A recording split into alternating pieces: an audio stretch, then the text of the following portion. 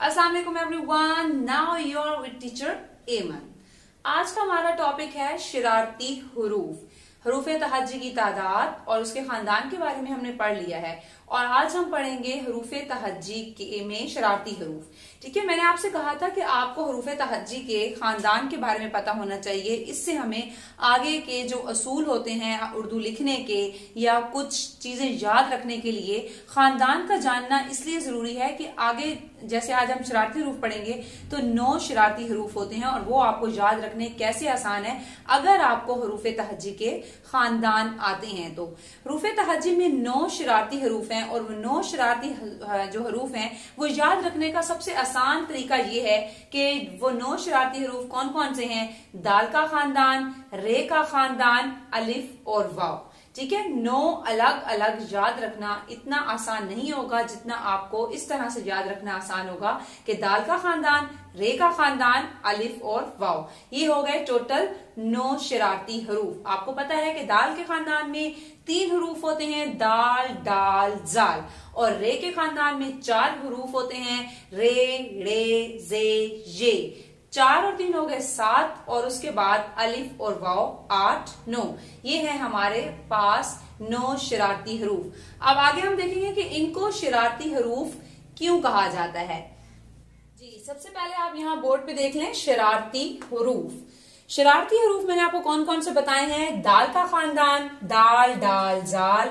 रे का खानदान, रे, रे, जे, ये। अलिफ और वाव। ये है हमारे पास 9 शरारती हरूफ। 1, 2, 3, 4, 5, 6, 7, 8 और 9 शरारती हरूफ।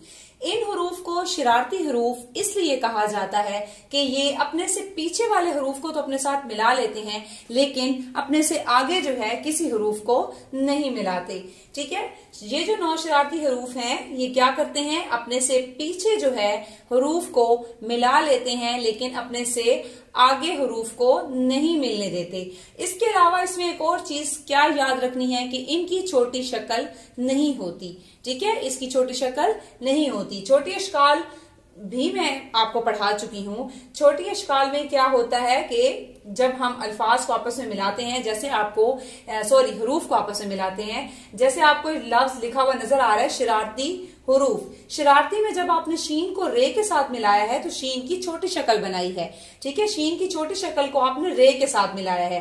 अब हम यहाँ पे शरारती में ही ढूंढ लेते हैं शरारती हरूफ। ठीक है, लफ्ज शरारती में शरारती हरूफ कितने हैं और यहीं पे आपको समझ आ जाएगी कि इनको शरारती हरूफ क्यों कहा जाता है। शीन के बाद आ जाता है रे। शीन को हमने रे के साथ मिलाया है, शीन की छोटी शक्ल और रे। रे जो है वो एक शरारती हर्फ है, उसने अपने से अगले वाले हर्फ को अपने साथ नहीं मिलाया।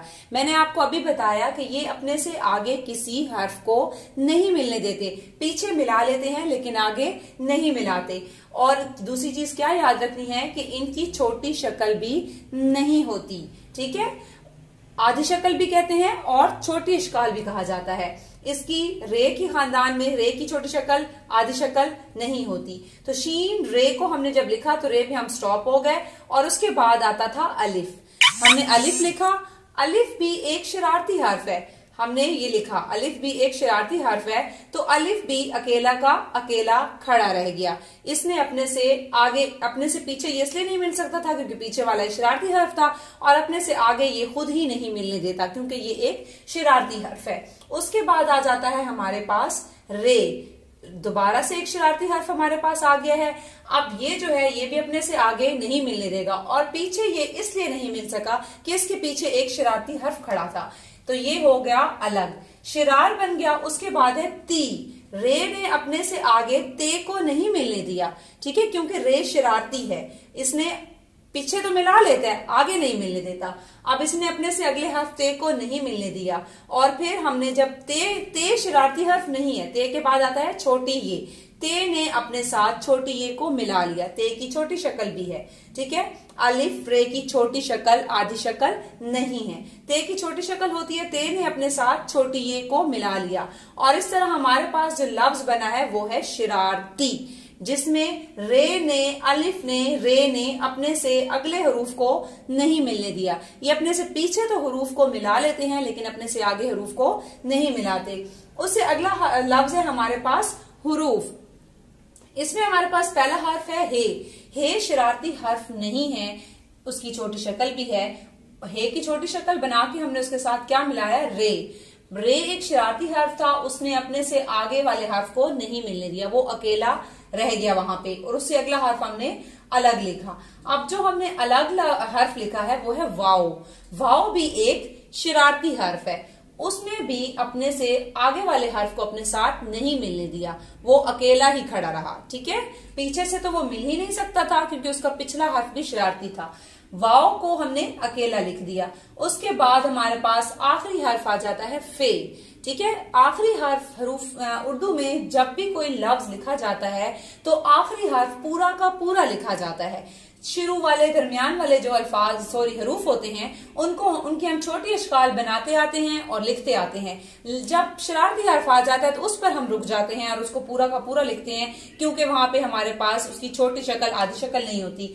अब आखिरी हर्फ है हमारे पास फे। फे को हमने पूरा का पूरा फे लिख दिया, ये बन गया हुरूफ। अब यहाँ पे आपको समझ आ गई होगी कि शरारती हुरूफ जो हैं वो अपने से पीछे तो मिलने देते हैं, जैसे रे ने अपने पीछे हे को मिला लिया, यहाँ रे ने अपने पीछे शीन को मिला लिया, लेकिन अपने से आगे ये किसी भी हर्फ को नहीं मिलने देते।